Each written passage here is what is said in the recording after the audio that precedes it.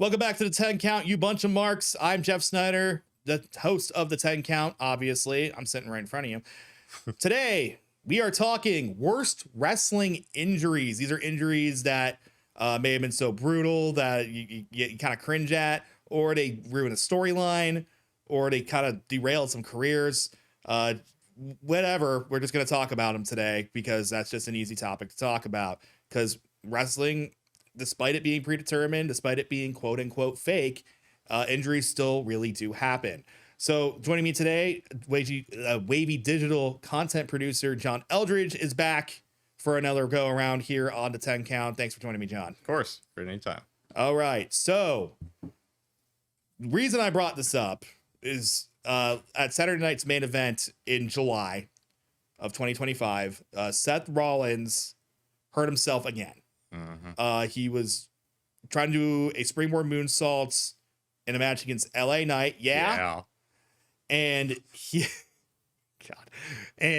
ended up tweaking his knee again.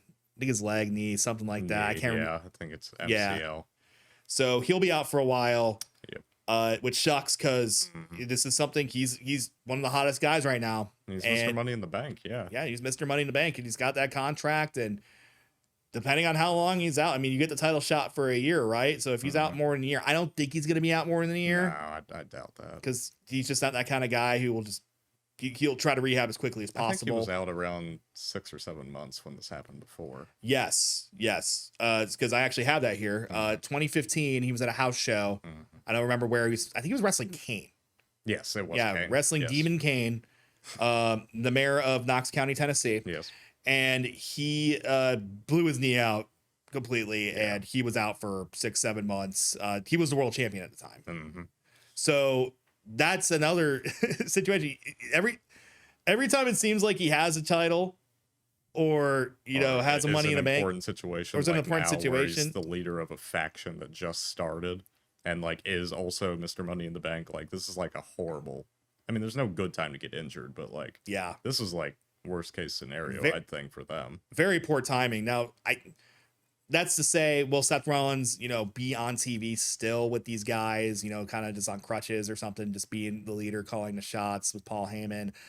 I'm not sure. We don't know what that looks like yet. He was on the Rich Eisen show. He hosted the Rich Eisen show recently, and he said, he's going to be out for a little bit. So it sucks. It really sucks because, I like Seth Rollins a lot. I think he's an immense talent. He's been one of the most consistent wrestlers in WWE for the last decade plus. And of course, but he's also said, I'm not doing this forever. Right. He has said that explicitly. I am not doing this forever. I don't want to be one of these guys who does this into his 50s. Seth's still not even 40 yet. He's getting close, but he's not 40 yet. But he like I said, he does not want to do this forever. So, or he has said that. So we will see what happens with Seth Rollins' career moving forward. I'm sure he'll come back strong. I'm sure he'll get a nice world title reign. But it just sucks. And you gotta think about what plans change with this, because what do they keep the briefcase until he comes back? Do they give it to Breaker? And what does this impact for SummerSlam? Because I mean, if you were gonna cash in anywhere, I'd imagine it would have been there or Mania. Yeah. I mean, a lot of people are thinking they were going to do it at Saturday night's main event on Gunther. I don't know if there's any validity to that or not, but man, this changes. See, I don't think they would have, just because of the whole Bill retiring thing. Yeah. So yeah, that just sucks for Seth Rollins, but it also kind of reminded me 2016 was a terrible year for injuries in WWE. The one that really comes to mind, Finn Balor won the Universal title. He was the inaugural Universal Champion in a match against Seth Rollins. And he ended up busting his shoulder and had to relinquish the belt. Yep.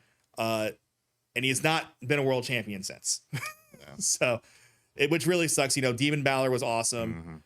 It was just a fun time in WWE because we're finally getting some new stars. We were finally getting some new talent, new big names. Clearly, they believed in him. I mean, they gave him inaugural Universal Champion. I mean, that's a big deal. As much as nobody likes the belt, but I mean, it was really important.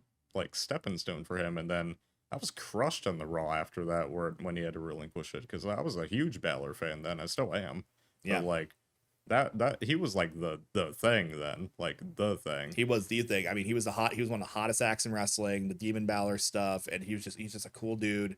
That really sucked, and his career has been fine since then, but I do wonder what it would have been like had he gotten a proper title reign. Yeah, I mean, like around the time Styles came in, you could have imagined like he could have feuded with Styles. But like, he was injured and then went to NXT when he came back, if I remember correctly. So yeah, he did some work down there when he came back, which was kind of weird. That ended up being a good opportunity for Kevin Owens, though. He ended up becoming the World Universal Champion after that. So I've gotten the list otherwise. So yeah, that's a butterfly effect right there. Exactly. So 2016, another injury that happened in 2016. Sami Zayn blew his shoulder out in his debut match on Raw. That was crazy because Sami Zayn. I love Sami Zayn. I can never get enough of Sami Zayn, no matter how much he's on TV. But he comes out for his match against John Cena in Montreal at his hometown, and he's so hyped up. He's doing his entrance. He does a thing when he gets on the steps and like raises his arm like that. Let's go. Yeah, he blew his shoulder out doing that. He had the match with Cena. It's a Cena match, so it probably wasn't too intense for him. Because I believe that was when Cena was the U.S. champion. But that was a good run because he did like an open challenge every Raw, and that was actually really fun. Because like there was like a ton of guys that like you would never see wrestle Cena, and then like he was doing all this springboard, like I don't remember what he was doing. He was doing like a springboard something, but Cena was hitting moves that he's like never hit again. Yeah. During that run. Yeah, you're never gonna see heel Cena do that, huh? No, definitely not. No. You're just gonna get 20 minutes of him walking around and doing a double axe handle every now and then. Yeah, or the 5 knuckle shuffle. The 5 moves of doom are still around, except now he's a heel. Yeah, and he does it a lot slower. Yeah, so that really sucked for Sami Zayn. Obviously he's had a great career since. He's been involved in some great storylines. Everyone loves Sami Zayn. I mean that's just the truth. I mean, even when he's a heel, we still love him. This shows you how much an entrance theme can get you over. Because he has one of the best entrance themes in WWE. I mean, and to the point where it's so good they can't replace it. They can't justify replacing it because if they did, people would be like, "What is this? Like this sucks." Like because especially if he gets Def Rebelled. Yeah, exactly. They don't want to Def Rebel him because this is a CFO dollar sign theme that he has, and some of them have remained. I mean, remember they tried to Def Rebel AJ Styles and it just didn't. Like, everyone was like, no. Yeah, no, that was they did not want none of that song. Theme for like 2 months. Yeah, they did not want it. They did not want none of that. So now his song, they don't want none's back. That's another episode idea. I think we'll have to talk about that later. Best wrestling themes, worst wrestling themes. Absolutely. I think that's a good one, even though we're not allowed to use the music. Right. So looking through the list here. Now, we've also had some injuries that have ended careers. And sometimes these injuries build up over time. Two of them really come to mind. Edge, when he retired in 2011 due to his neck. That was a very emotional time. He had a match with Alberto Del Rio at the WrestleMania. And then on the SmackDown after, I think he had a spot with him again on a spear, and that's what really aggravated it. Right. And he ended up going to the doctor. Doctor's like, you got to retire, dude. You're not going to be able to do this anymore. You will not be able to walk if you get hurt again.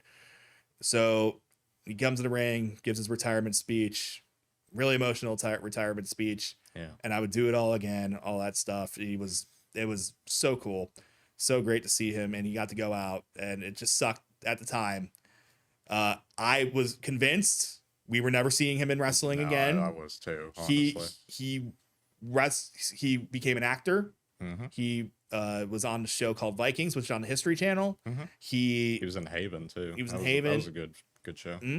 He's still an actor. He's in Percy Jackson on Disney Plus now. Right. Yeah, that's right. So, but 2020 rolls around. There's rumors on the internet. Edge is coming back. But I feel like at this point, it's been 5 years of rumors. Edge is coming back to Royal Rumble. Right. Like every year, Edge is going to come back. Well, we get to the Royal Rumble 2020, one of the last big events before the pandemic. Phenomenal Rumble. Phenomenal, great Rumble. They're at Chase Field, home of the Arizona Diamondbacks. I think it was like number 19 in that Rumble. It's either 19 or 20, yeah. Something like that. Buzzer goes off. You hear "You Think You Know Me." Metalingus plays. So good. And he comes out of the dugout, and then Kevin Dunn decided to be Kevin Dunn and not show Edge. He showed all the other crowd people, and to the point where they had to release a secret footage version on YouTube because it was so bad because of all the camera cuts. I do not miss Kevin Dunn in WWE, by the way. No. Do not miss. The production has increased tenfold since he was forced out, which is amazing. Reminds me of AJ Styles' debut at the Rumble. You remember that? Yeah. When they focused on Roman's face for like 45 seconds. And Roman's like, huh? Suffered succotash, son. So the other injury similar to Edge in retirement was Daniel Bryan, his first retirement, which would have been 2015. Daniel Bryan was the hottest wrestler in the world in 2013, 2014. He won the world title at WrestleMania 30.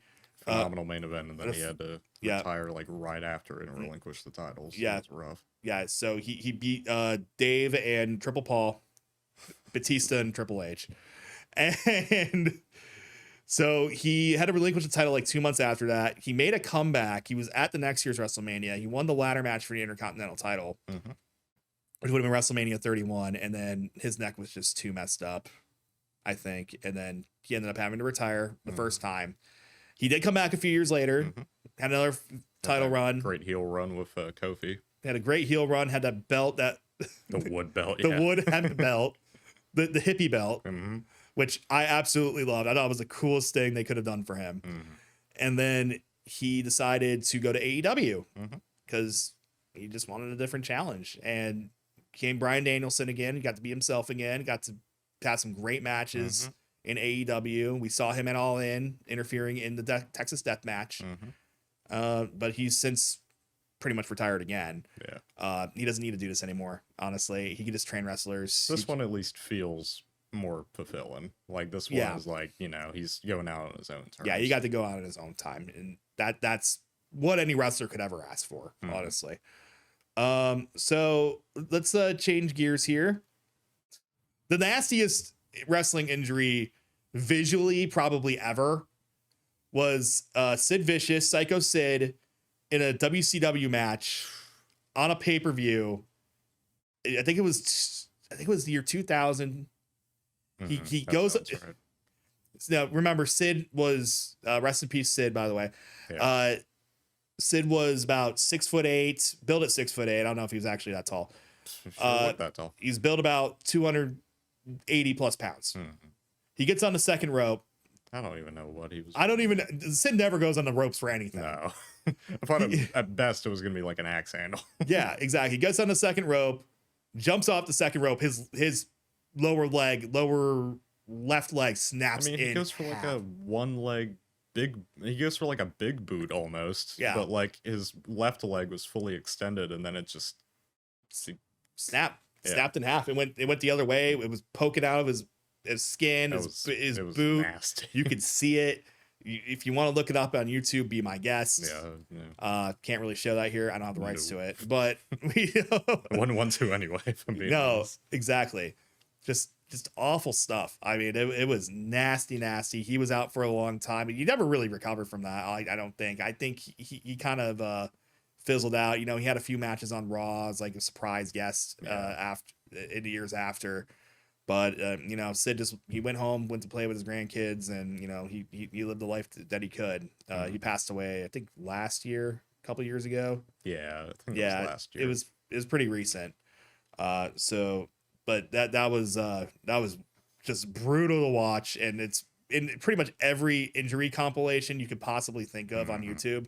So worst sports injuries, worst wrestling injuries, worst this, worst that. You'll see the Sid break his leg in half if you're that much of a crazy person. But now some more injuries that hurt storylines. This was a big one. Triple H in 2001 was in a tag match. He was the 2-man power trip with Stone Cold Steve Austin. He's in a match against Chris Jericho and a man we can't talk about. It's Chris Benoit. So Triple H tears his quad in that match, finishes the match. The timing of this is putrid because this is when the Invasion storyline's about to start. Right. He was out for 9 months. So he missed that entire thing. He missed the entire Invasion storyline, which is when, if you're not familiar, I don't know how you wouldn't be, if you're a wrestling fan, but if you're a younger wrestling fan, this is when WWE had bought the rights to WCW and ECW. And they did it, they framed it as the WCW wrestlers and the ECW wrestlers are invading WWE or WWF at the time. And you're thinking, oh man, we're finally going to see Sting. We're finally going to see Goldberg. We're finally going to see Ric Flair, right? And all these other guys. Like, we're going to see the NWO, and they're going to invade WWE. We thought that was poison.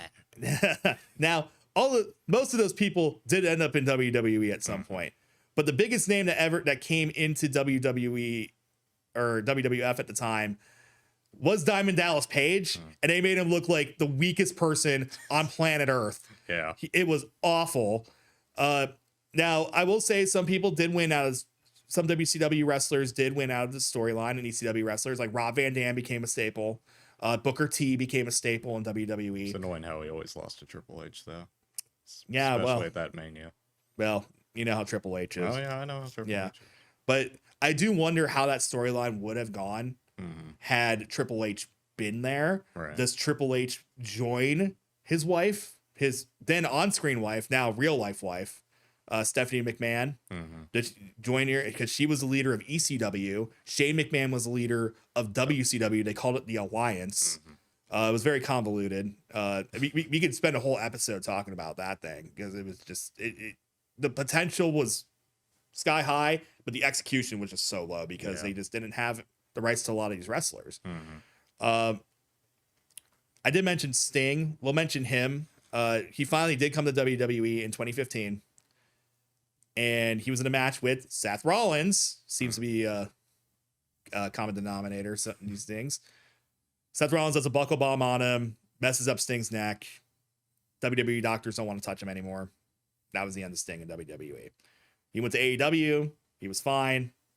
He just retired last year at the age of like 65 because Sting is awesome. Sure is. So, but that kind of sucked because, you know, we've been waiting to see Sting in WWE for many, many years. I mean, at least 15 years at that point. Yeah. And it was mostly a disappointment. And then you only had like 2 or 3 matches before that injury happened. Yeah. And that just... The only real highlight was coming out of that Survivor Series where Dolph Ziggler, you know, was incredible. And then he never got pushed because, you know. Yeah, because Dolph Ziggler, you know. Dolph Ziggler's downfall was always that he was too good at selling. He was too good at making other guys look good. Yeah. So going through this, staying back in 2000, around year 2000, Steve Austin had a neck injury that had to be taken care of. So he was out for like an entire year while he was the hottest star. Not just the company at the time, not just in wrestling at the time, in wrestling ever, period. Yeah. So not having Austin for a year really kind of hurt things. It just wasn't good. They did the whole storyline with Rikishi running him over. I did it for the Rock. I did it for the Rock. I did it for the people. It was so dumb. Like, Rikishi's this dude who dances around the ring and, you know, puts his butt in people's faces. And he's mowing down Stone Cold Steve Austin. Please. That was not too cool. All right. No. Oh man. Here's a funny one because looking back on it, it's just hilarious. So 2005 Royal Rumble.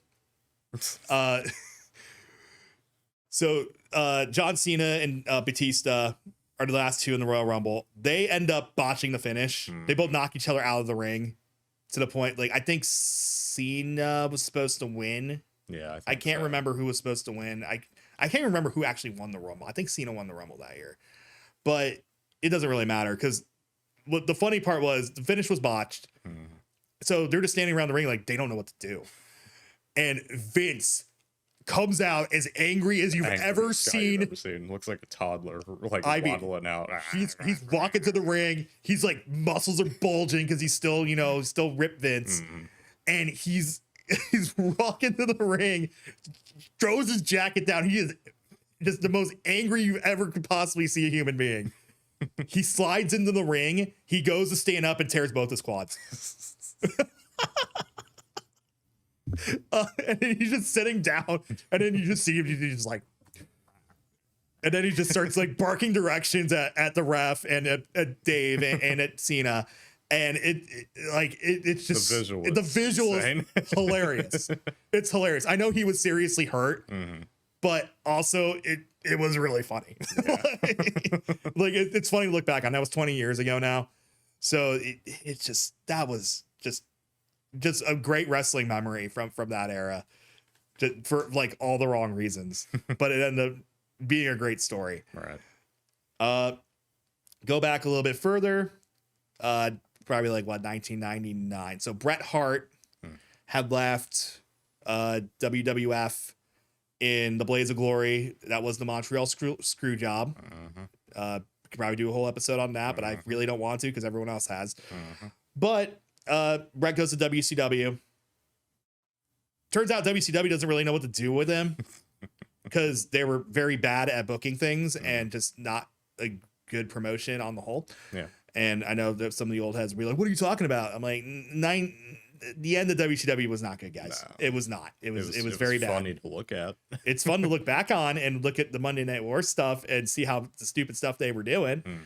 But Bret Hart has a match with Bill Goldberg. He takes a super kick from Bill Goldberg. It's stiff, and Bret Hart very stiff. The stiffest super, like he literally kicked him in the face. Yes. Like full on kicked him in the face.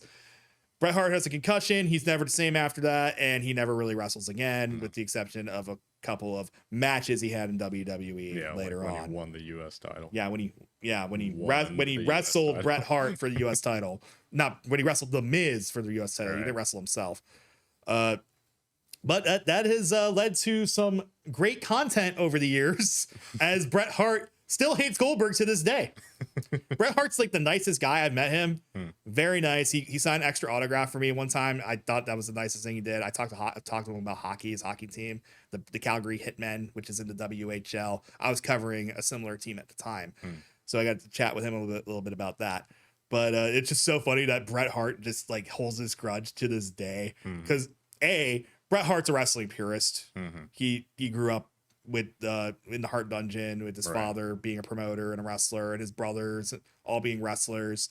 Goldberg is not. No. So Goldberg was a football guy who became a wrestler, and and Bret feels like he doesn't respect the business enough. So we get great content every so often. Every few months you hear another Bret Hart quote about hating Bill Goldberg. So yeah, man, 24 minutes just goes by so fast, man. I know, right?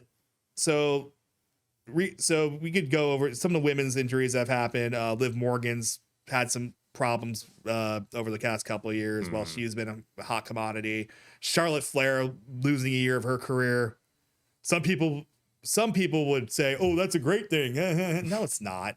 She's still the woman. She's still Charlotte Flair. Yeah. You love the hater. So there's no problem. Like, I have no problem with Charlotte Flair being on TV and stuff. And I'll bring this up another time, but she had a nice quote in the Players Tribune recently that I thought was very compelling. Also, Kevin Owens' recent neck injury. Yeah. We don't even know if we're going to see him again. I sure hope we do. Yeah. I mean, like, that ruined, not ruined, but his match with Orton at 41 was going to be really good, I think. Yeah, and it was. Just a real shame that wasn't able to happen. Yeah, it just sucks. So, well, we've run out of time again, man. Yeah. Crazy. Yeah. We have a lot to talk about. I mean, we could do this again. We could do a sequel to this. We can do whatever we want. It's the 10 count, baby. So we're going to get out of here. Thank you for joining us for another episode of the 10 count. We will be back next week with a fresh, brand new episode.